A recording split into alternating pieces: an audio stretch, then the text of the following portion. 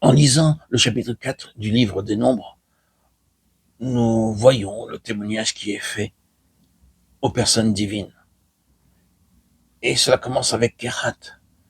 Nous remarquons d'après ce chapitre que la responsabilité concerne ces objets qui sont en relation directe et immédiate avec Dieu. Il est question des objets situés à l'intérieur. L'arche, la table, le chandelier, l'autel, les vases et le voile. Là, vous arrivez de la manière la plus directe en contact avec Dieu lui-même, avec la divinité. Car si vous regardez de plus près, vous constaterez qu'ici, vous êtes en relation avec les personnes divines, le Père, le Fils et le Saint-Esprit. Dieu entre les chérubins au-dessus du propitiatoire, dans l'effroi de sa sainteté. Et pourtant, en tant que Père, parce qu'il y a la clémence, la miséricorde, le trône de grâce. Il n'est pas uniquement le Dieu tout redoutable, mais le Dieu de tout miséricordieux. Et il est le Père en raison de la présence du Fils. Et le terme même Père n'a aucun sens s'il n'y a pas d'enfant. Le Fils est là, l'arche est présente, et tout ce qui est en relation avec le Fils apparaît partout comme le moyen de Dieu de se révéler.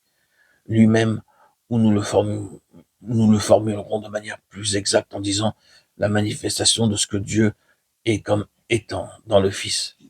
Le Saint-Esprit est là. L'huile est dans la lumière et dans cet élément intangible qui cependant est la puissante influence de l'ensemble. Vous êtes en relation ici avec les personnes divines et vous débutez avec ces choses étonnantes de la Trinité. Ceci peut être illustré par notre propre constitution puisque créé à l'image de Dieu, il semble que ce soit la plus profonde explication ou interprétation de la déclaration sur l'homme fait à l'image et à la ressemblance de Dieu. Chacun d'entre nous est constitué de trois parties. Premièrement, il y a la personne. Il s'agit juste d'un fait. Deuxièmement, la personne a un caractère. Or, vous pouvez connaître l'existence d'une personne de vue ou de réputation, et il est possible que vous sachiez qu'elle existe, et rien de plus. Cette personne a un caractère ou une nature, et vous devez entrer en contact avec elle pour découvrir quel est son caractère. Lorsque vous êtes en présence de cette personne avec son caractère, un nouvel aspect la concernant fait surface, ce que nous appelons la personnalité. C'est une caractéristique impalpable, mais vous connaissez la personne et le caractère de cette personne par la personnalité qui transparaît et vous influence. De la même manière, nous avons le Père, le Fils, le Saint-Esprit.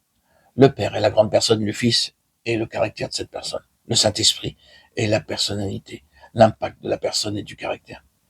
Ici, dans l'endroit le plus secret, vous avez affaire à la personne, le caractère et l'influence de la divinité.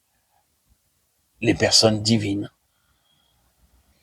la Sainte Trinité est ainsi illustrée par le Père, le Fils et le Saint-Esprit.